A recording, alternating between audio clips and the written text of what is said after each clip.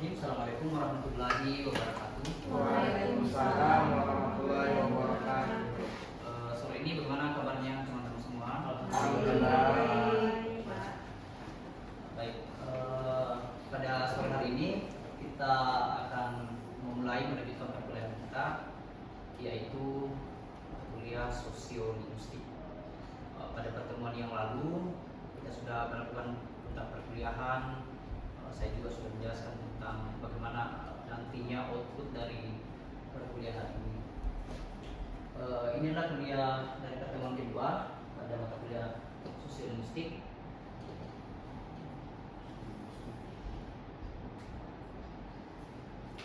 Jadi di dalam sejarah perkembangan sosiolinguistik itu memang tidak bisa lepas dari tiga komponen besar di dalam fenomena kita sebagai masyarakat.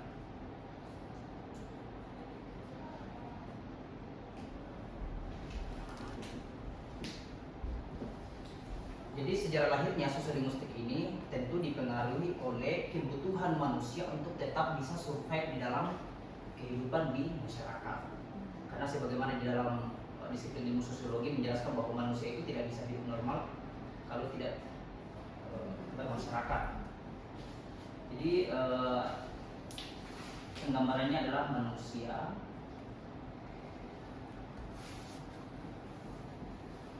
bahasa untuk bisa survive dengan manusia lainnya.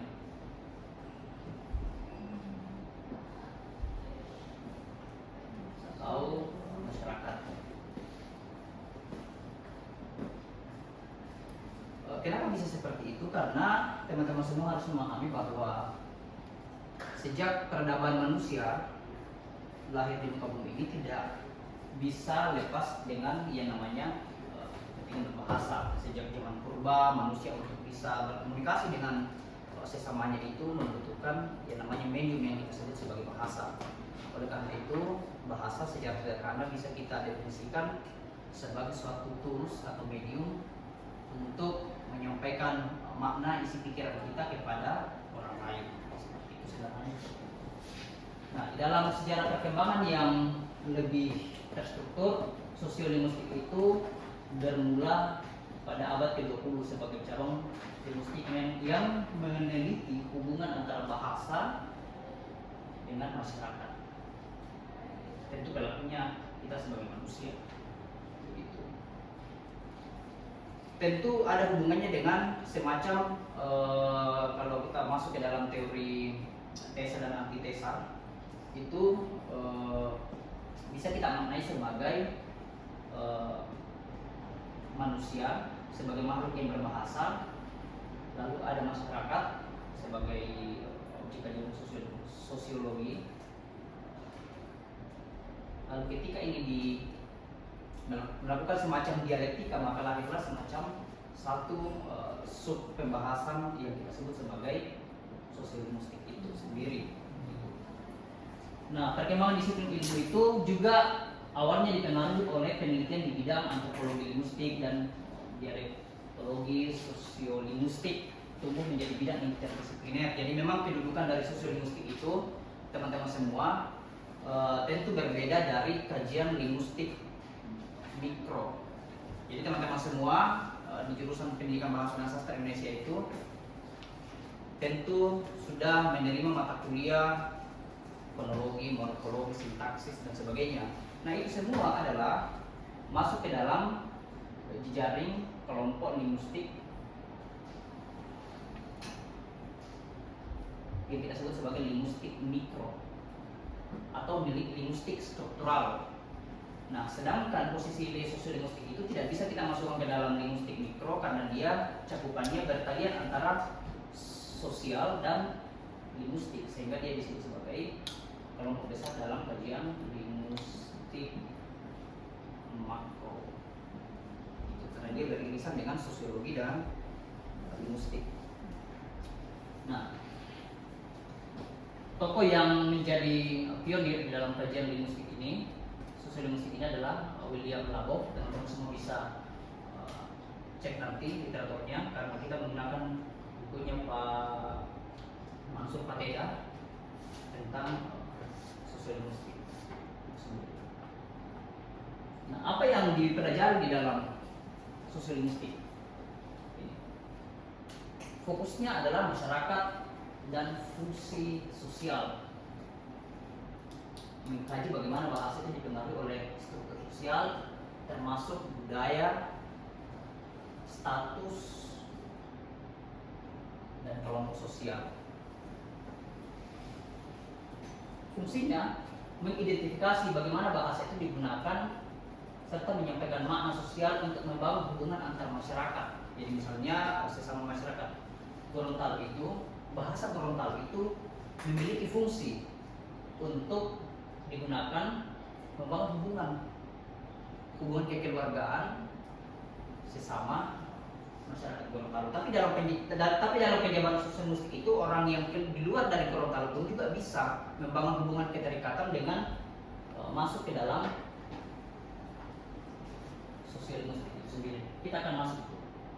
Nah, tujuan studi sosial linguistik sudah dijelaskan tadi bahwa interaksi bahasa dengan masyarakat. Di dalam sosial linguistik itu juga mempelajari variasi bahasa, yakni mengeksplorasi perbedaan linguistik dalam berbagai komunitas, organisasi, disiplin ilmu,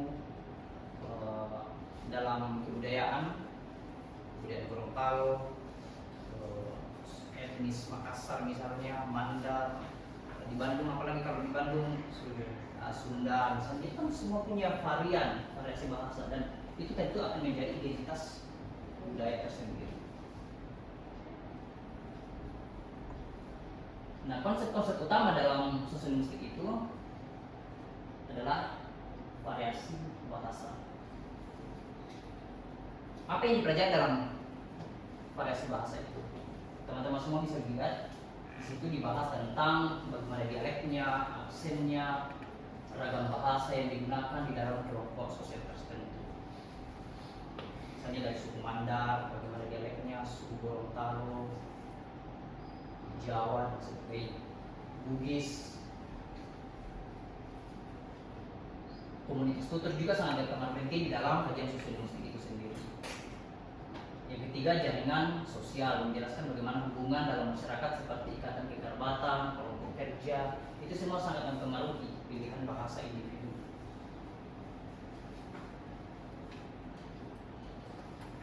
Nah, kita masuk kepada pembahasan variasi bahasa, contohnya. Situ ada dialek, ada aksen, gaya bahasa.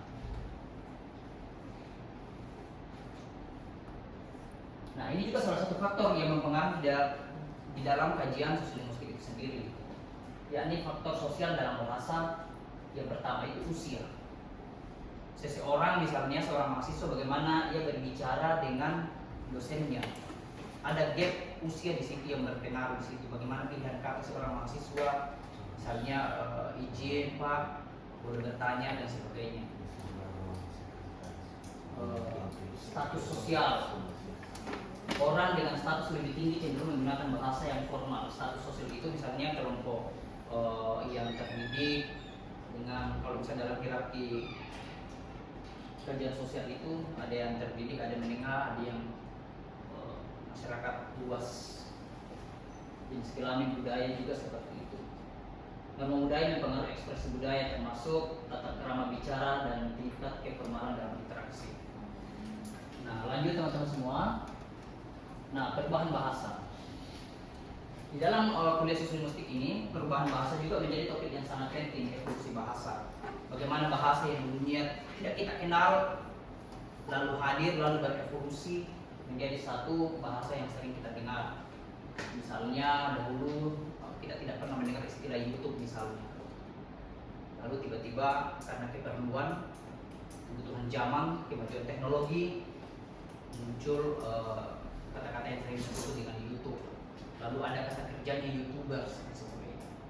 YouTube itu kan berevolusi seiring dengan tingkat perubahan zaman. Dan evolusi itu juga bisa mengalami kepunahan, berhenti, stagnan ketika bendanya sudah tidak ada. Misalnya kalau dahulu saya sering menggunakan aplikasi BBM untuk chat aplikasi yang kita gunakan untuk berinteraksi teman-teman semua. Mungkin ada semua belum mengalami zaman itu. Nah, aplikasi BBM itu memang menjadi sebuah tren. Ngapain lagi ingin BBM misalnya kan? Tetapi kata-kata itu menjadi tabu di zaman sekarang kalau kita ucapkan karena bendanya sudah tidak ada, sehingga evolusinya berhenti, tidak berlanjut. Seperti itu. Jadi linguistik itu mengalami juga evolusi di dalam pandangan sosiolinguistik. Nah, yang kedua, kontak antar bahasa atau yang kita sebut sebagai perkawinan bahasa. Misalnya kalau saya kan dari Sulawesi Barat. Jadi kalau saya misalnya mengatakan bahwa saya tidak bisa mengambil itu uti. Jadi ada semacam perkawinan bahasa antara dialek saya sebagai orang Sumba dengan memasukkan identitas Gorontalo di situ, yakni uti. Itu sah di dalam kajian sosiolinguistik teman-teman semua. Tetapi di dalam kajian linguistik mikro itu tidak bisa dikatakan dalam tanda petik tidak dibenarkan. Tetapi dalam kajian sosiolinguistik itu kontak bahasa itu kadang terjadi. Penyesuaian sosial misalnya, pelestarian bahasa, upaya digitalisasi dilakukan untuk mencegah rumpun bahasa minoritas akibat adopsi atau dominan organisasi budaya. Bahasa dan makna. Nah, hal yang terpenting di dalam mata kuliah sosiolinguistik itu adalah selalu berbicara tentang bagaimana bahasa itu diterima secara konteks. Bagaimana bahasa itu diterima secara konteks. Itu fokus dari sosiolinguistik. Berbeda kalau teman-teman semua mempelajari mata kuliah linguistik umum, bagaimana bahasa itu benar secara struktur, subjek, predikat, objek. Sedangkan di kajian linguistik makro, khususnya sosiolinguistik itu, bagaimana bahasa itu diterima secara konteks. Misalnya, siapa namanya? Dindin datang ke kantin. Bu, saya ayam dan telur. Secara struktur linguistik mikro itu akan disalahkan karena tidak terpenuhi kaidah subjek predikat objeknya, saya ayam. Tetapi secara linguistik makro, sosiolinguistik itu diterima karena konteks menerima itu. Apa buktinya? Ibu kantin pasti akan mengerti tentang apa yang dimaksudkan oleh Didi seperti itu. Nah, ini yang sering terjadi, ambiguitas. Ambiguitas tidak bisa dihindari di dalam pembicaraan sosiolinguistik itu karena ya kita satu Nusantara ini banyak ragam suku, budaya, tentunya ambiguitas itu tidak bisa kita hindari. Misalnya waktu saya pertama kali datang ke Gorontalo, kalau di dalam budaya saya, suku saya, kata kita itu ya Anda itu norma kesopanan dalam kajian sosiolinguistik. Misalnya kita, tetapi ternyata di Gorontalo, padahal kita sama-sama Sulawesi, saya Sulawesi Barat, ternyata kita itu aku.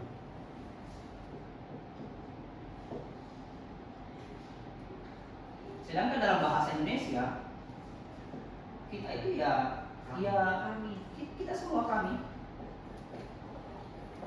Jadi terkadang ada semacam ambiguitas di situ. Ketika saya mengatakan bahwa ya kita pertama kali mitra tutur saya bingung. Ketika yang lain juga mengatakan kita, ya saya yang dimaksud, saya juga bingung karena ternyata dirinya yang dimaksud. Jadi begitu yang dimaksud dengan ambiguitas.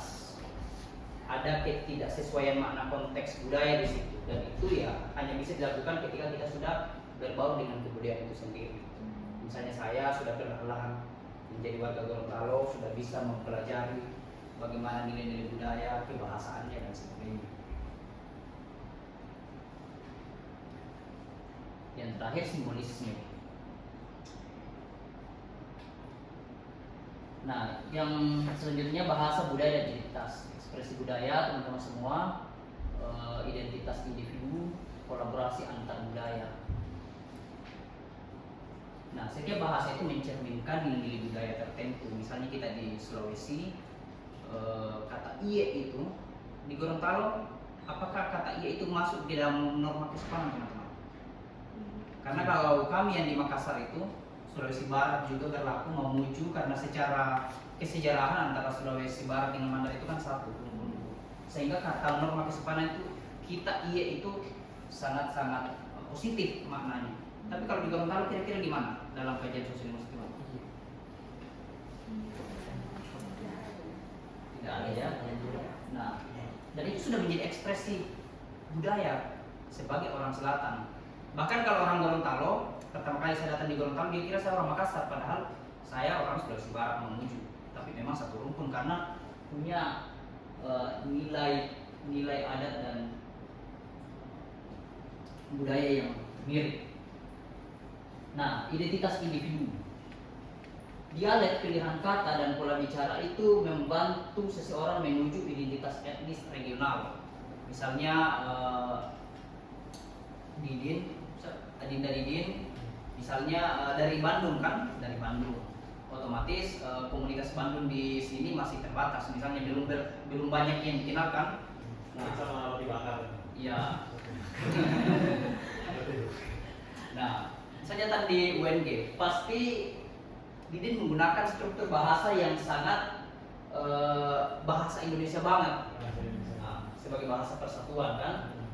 Tetapi ketika ditanya asli mana Bandung, ternyata yang diajak ngomong adalah orang Bandung juga, tapi selama di Bandung tidak kenal, langsung menjadi identitas tersendiri.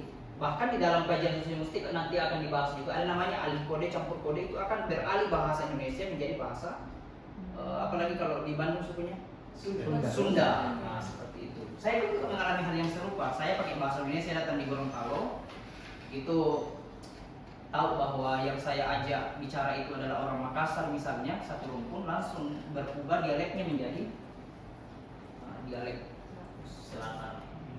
Jadi dia identitas yang bisa menyatukan teman-teman dimanapun Anda berada. Bahasa sebagai alat komunikasi memungkinkan berbagi ide dan pemahaman lintas budaya, memperluas wawasan identitas kolektif. Aspek sosial linguistik komunikasi, variasi bahasa. Variasi bahasa sini saya sudah jelaskan tadi, itu sudah masuk kepada faktor usia, gender, status sosial, latar belakang pendidikan. Itu semua mempengaruhi cara kita bagaimana seseorang itu berbahasa. Kan tidak mungkin orang yang umur 60, bukan tidak mungkin, tapi jarang kita temui orang 60, misalnya 80 tahun tiba-tiba ngomong bilang, wow keren banget. Kan secara variasi bahasa itu, secara faktor usia itu pasti biasanya lebih kalem. Ya, ada unsur Seperti itu. Register bahasa, pemilihan ragam bahasa, formal, informal tergantung pada konteks sosial, hubungan antar pembaca. Persis bahasa, dialek atau bahasa tertentu seringkali dikaitkan dengan status yang lebih tinggi atau yang lebih rendah. Ini biasa menjadi satu hal yang dianggap bahwa bahasa tertentu terlalu kasar, padahal intonasinya sudah seperti itu secara budaya. Padahal ada juga budaya tertentu yang sangat kalem dan dianggap sangat baik secara dialeknya. Nah, ini konsep penggunaan bahasa teman-teman semua. Bahasa tidak digunakan secara acak, tapi dipengaruhi oleh situasi komunikasi, hubungan antar penutur sesama orang Bandung, misalnya saya yang Pak Didin, pasti itu semua akan berpengaruh. Tujuan komunikasi, misalnya saya ingin mendekatkan secara personal dengan Pak Didin, meskipun saya bukan orang Bandung tapi tahu sedikit misalnya tentang bagaimana bahasanya orang Bandung, saya bisa menggunakan itu untuk melakukan pendekatan secara personal, membangun hubungan pertemanan. Lingkungan seperti itu juga. Dominasi bahasa, konsep domain bahasa itu ada domain keluarga, domain pendidikan, pekerjaan, agama, pergaulan, semua itu dipengaruhi. Bagaimana pilihan kata kita, pendidikan kita, pekerjaan kita, domain agama dan sebagainya. Penggunaan istilah ukti, apalagi istilah astagfirullah dan sebagainya itu biasanya dipengaruhi oleh seseorang yang lebih religius atau sering membaca buku agama, sering ikut kajian dan sebagainya. Bahasa yang banyak menggunakan bahasa-bahasa yang lebih akademik itu biasanya itu masuk ke dalam domain pendidikan. Bahasa gaul itu masuk ke dalam domain pergaulan. Oke coy, mari santuy, itu semua yang mempengaruhi.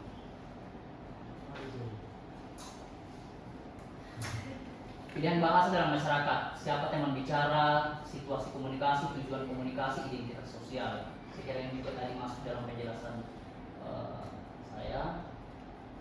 Nah, penggunaan bahasa itu ada yang namanya masyarakat bilingual, masyarakat multilingual, dan monolingual. Nah, di dalam sosiologi itu yang paling sulit kita jumpai adalah monolingual, masyarakat yang hanya menggunakan satu bahasa.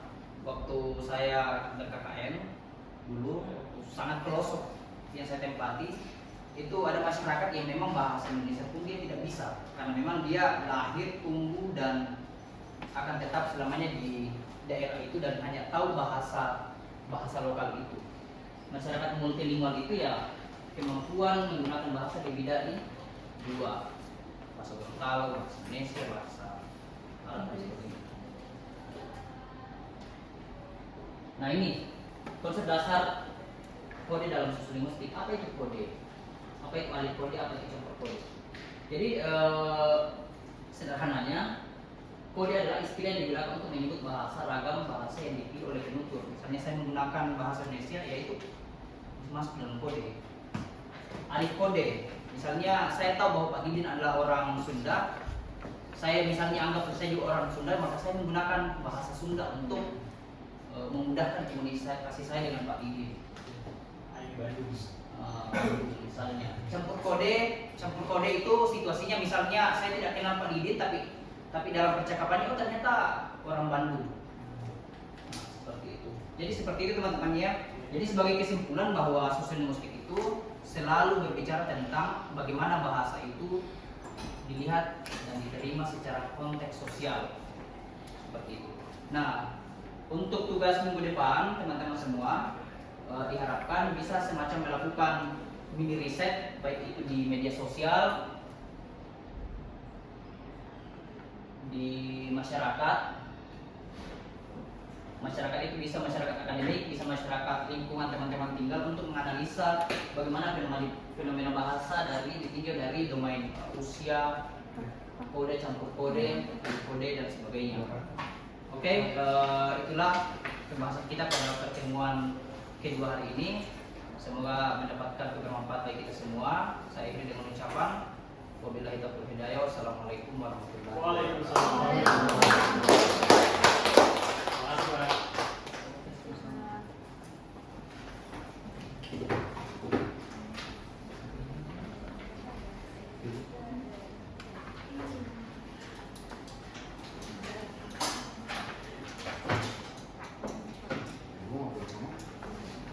Sudah.